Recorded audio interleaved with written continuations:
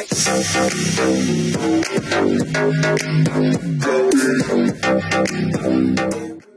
ďalšie videa a tenkrát to je top 5 Dark Type Pokémonov.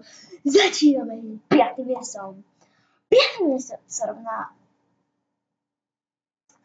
Weavile, áno. Je to Weavile z Mysla, ktorého už mám aj v Pokémon Go, nejaké mini-CP, nejak 400 dačo, to úplne mini-CP, ale nebudem sa transferovať, lebo mám jedného. A je celkom cool, lebo to taký hraváčik. 4. miesto Absol.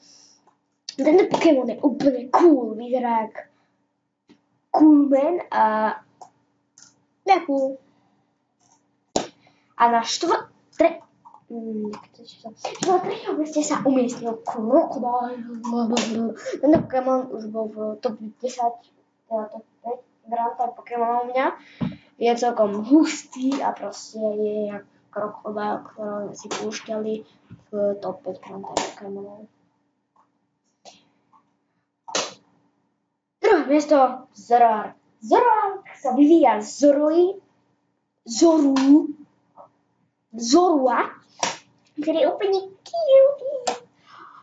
Je úplne cool a nechcel by som sa zahrávať s jeho Dark Pulsom, lebo ten by vám takú vystroj, že by ste sa posrali. Dobre, ideme na 1. miesto. Na 1. mieste sa umiestnil Tyranitar. Jeho evolúcia je ako prvé, že bude Larvitar, to je taká kuklička. Ne, kuklička je Pupiter, tam debil. Potom sa zakúkli Larvitar do Pupitera, je taká kukla, ktorá má oči jak Nika. A potom z toho bude obrovský Tyranitar v Pokémon Go, môže mať 3600 CP.